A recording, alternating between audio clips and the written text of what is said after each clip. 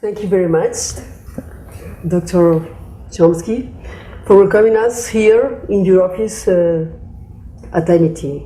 It's really a privilege for us to be here.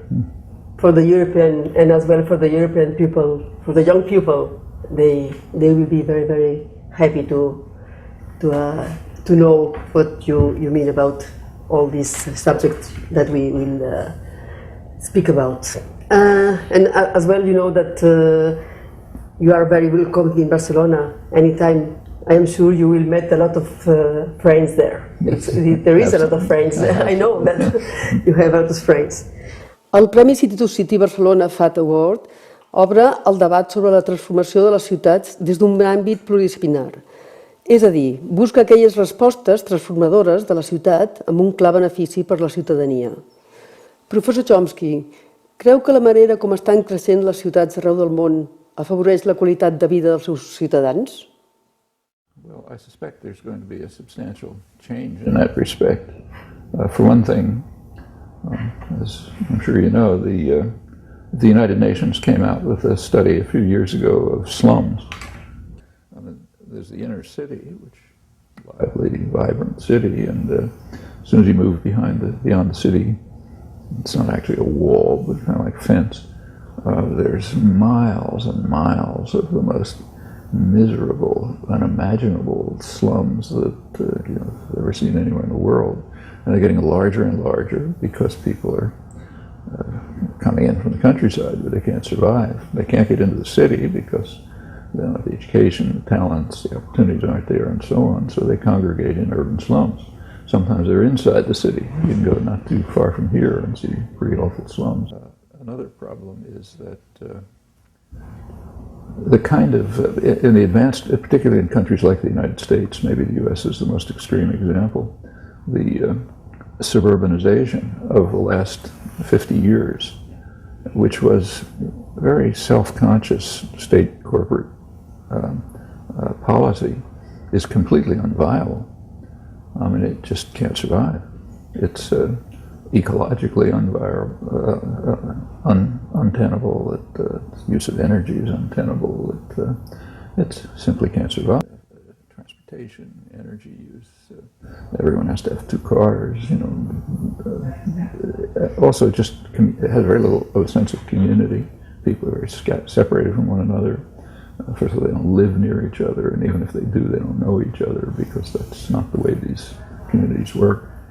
And that's a major issue, not everywhere, but dramatic in the United States, where there was very conscious social policy to expand the use of cars, fuel, and so on and so forth, and it has led to the breakdown of the cities and scattering of the population, and now a reverse move of gentrification of the cities, which is driving out the poorer population there as rich people come in. These are all elements of urban life that just can't be overlooked, but many of the same problems exist.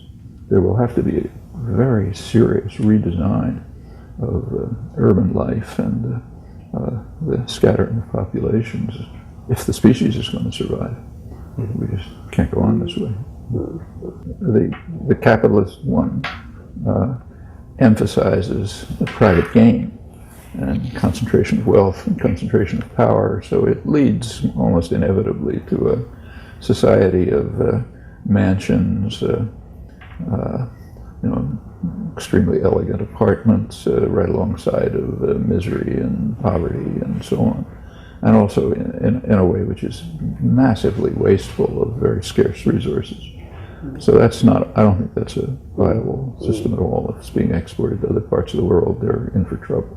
What has to be done is a reshaping of priorities and goals so that we live in a sustainable, cooperative world with really functioning communities which participate in democratic processes, which do their own social planning, which take into account, first of all, objective constraints, like environmental constraints, but also just human conditions, like living together like human beings. I think a very new model has to be developed, including just from the point of view of architecture. You can't go on building buildings, homes, cities, and so on, without concern for the fact that you are imposing a huge burden on future generations, maybe a burden that can't be met because of the destructiveness of the techniques, the lack of concern for consequences, like, say, just simply energy use. That can't be done. La noció de col·lapse és recurrent actualment en l'escenari mundial. Quina és la seva imatge de col·lapse? Well, it's interesting to see what's been happening. First of all, collapses happened over and over again. I mean, the whole history of Europe is a history of savage destruction and massacre. Second World War, urban societies collapsed all over because they were destroyed. That's real major collapse. They've recovered over time, but the kind of collapse you're talking about, I think, is a different one. It's something that's not conscious destruction, but the kind of collapse that's inherent in human institutions, meaning that the institutions just have to change. So take, say, the financial crisis. The financial crisis, I mean, there's all kind of short-term reasons, subprime mortgages and so on, but the basic source of it is just inefficiency of markets.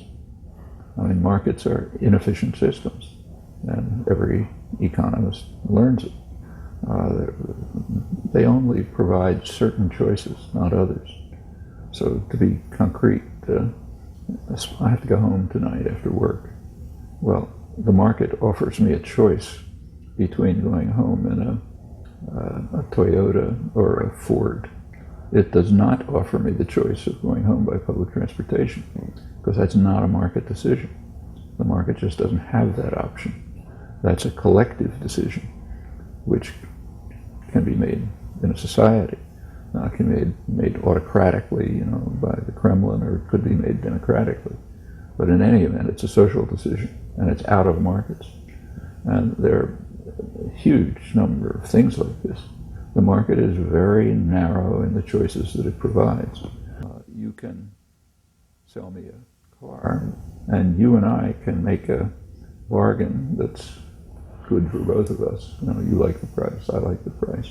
But we're not taking into account the cost of our transaction to her. And there's a cost. There's more pollution, gas prices go up, there's more congestion, her life is harder, and so on. So it's a cost. And that cost is spread over a great number of people. And it's even spread over future generations because of what we're doing to the atmosphere. But you and I don't take that into account when we make a transaction. Okay, that's an inefficiency of markets, built-in inefficiency, and not small. Professor, vostè parla sovint de les bondats de l'anarquisme, sobretot dels moviments anarquistes del passat segle XX. En una democràcia com l'actual, amb moltes fissures i escletxes per on es perverteix el sistema, i amb una creixent crisi de confiança envers la classe política, quin pes creu que ha de tenir la societat civil en la democràcia actual? Barcelona is the obvious place to talk about reviving anarchist ideas. It's the place where they were, Catalonia, Aragon, so on, the place where they were most fully realized in 1936 for a brief period, because there was a combined effort of Russia, the fascist countries, and the liberal West that joined together to crush this heresy, the heresy that you could actually have freedom, democracy, cooperation, and so on. That is so dangerous that all of the great powers, no matter what their political, what kind of countries they were, they cooperated on that. That was the main task, destroy the Spanish Revolution. After they destroyed the Spanish Revolution, they sort of fought with each other to decide who's going to pick up the pieces. But so yes, and I think that those are exactly the kinds of ideas that the world needs. You have to adapt them to different circumstances, but basically the idea that authoritarian structures have no inherent legitimacy. They're not self-justifying. It's true if it's in a family, a patriarchal family. It's true if it's international society, superpower, anywhere in between. If there is a structure of authority and domination, it is not self-justifying. It has a burden of proof. It has to prove that it has a justification. Now, that proof can almost never be given. And if it can't be given, the structures ought to be dismantled. And that would lead to a free, voluntary, a society based on free, voluntary association, cooperation, mutual aid, and so on. And unless the world moves in that direction, I don't think the human species has much of a future. And this is just the right place to talk about it. On the second question, it's true that Obama mobilized a lot of young people. But what did he mobilize them to do? He mobilized them to push doorbells to advance what is actually called Brand Obama. Okay, that's not democratic, that's fascist. He mobilized a kind of a fascist movement in which a lot of young people are sitting there ready to take orders. Next time orders come about what Obama wants, okay, you go out and push the doorbells for Brand Obama. And that's the opposite of a democratic system. And there are democratic systems. In fact, rather strikingly, although this can't be perceived in the West, the poorest country in the continental hemisphere, namely Bolivia, continental because Haiti's poor, but on the continent, the poorest country is Bolivia. That's also the most democratic. I mean, they had an election 4 years ago in which the large majority of the population, which is indigenous, and happens to be the most repressed population in the hemisphere, reached a sufficient level of organization where they could enter the political arena, elect a candidate from their own ranks, not some rich guy who went to the great universities, but a poor peasant. And they developed the policies that he's supposed to follow. So, and they're serious issues, and everybody knew them. It's not here where issues are suppressed. Everyone knew them. Control over resources, issues of justice, of cultural rights, big issues in multi-ethnic societies, complex one, linguistic rights, and so on. These were the issues. They came out of public debate, discussion, and activism, and the elected representatives are supposed to represent them. Now, that's quite different from issuing instructions to an army of doorbell pushers who are supposed to advocate Brand Obama. It's the exact opposite. And yeah, it's much more close to democracy. I mean, like other cultural practices, architecture has the power to dissent, to project an alternative view of the world from the mainstream view.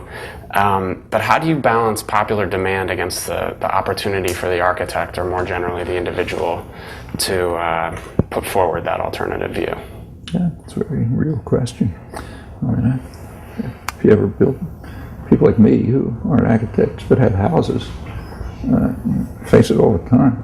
You know, the architect wants to do something that's aesthetically pleasing and looks nice and so on, but happens to be unlivable.